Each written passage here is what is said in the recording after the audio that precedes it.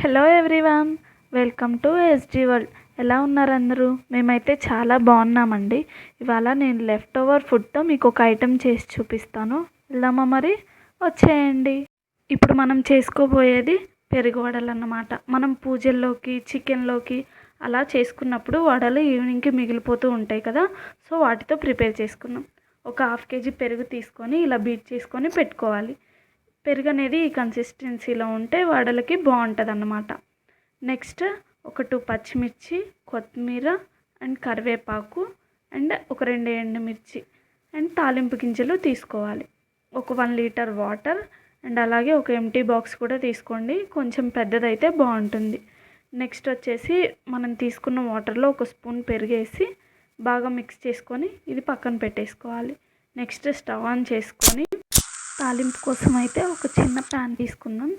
ఇందులో ఫస్ట్ కాస్త oil add చేసి మనం ఆల్రెడీ కట్ చేసి పెట్టుకున్న ఎండుమిర్చి, పచ్చిమిర్చి అండ్ తాలింపు గింజలు, కరివేపాకు ఇవన్నీ వేసి తాలింపు అయితే వేసుకుందాం. ఈలోపు మనం ఆల్రెడీ మిక్స్ చేసి పెట్టుకున్న వాటర్లో ఈ లెఫ్ట్ ఓవర్ వడలన్నీ ఇందులో వేసేద్దాం.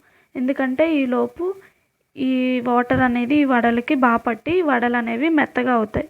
మార్నింగ్ చేసి ఉంటాం కదా, కాస్త గట్టి పడతాయి అన్నమాట. ఇలా యాడ్ చేసుకోవడం వల్ల కాస్త మెత్తబడతాయి. సో ఈలోపు తాలింపు అయిపోయింది. ఇదైతే మనం పెరుగులో వేసి మిక్స్ చేసేసుకుందాం. నెక్స్ట్ మనం వాటర్లో యాడ్ చేసి పెట్టుకున్న వడలను అయితే సపరేట్ చేసుకుందాం. సపరేట్ చేసుకొని ఆల్రెడీ తాలింపు వేసి పెట్టుకున్నాం కదా, ఆ పెరుగుని తెచ్చి ఇందులో పోసేయడమే. అంతే అండి, వెరీ సింపుల్ ఇంగ్రీడియంట్ రెడీ. తర్వాత కొత్తిమీరతో గార్నిష్ చేసుకుంటే రెడీ. దీన్ని కూడా ఒక హాఫ్ అన్ అవర్ ఇలా వదిలేద్దాం.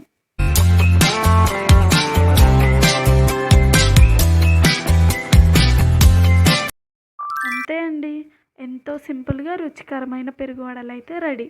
ఇవి తీసుకెళ్ళి మీ ఇంట్లో వాళ్ళకి సర్వ్ చేయండి. వాళ్ళు మిమ్మల్ని మెచ్చుకోకపోతే నన్ను అడగండి. ఇవాళకి ఈ వీడియో ఇంతే అండి. If you like my video please subscribe to my channel. Thank you for watching.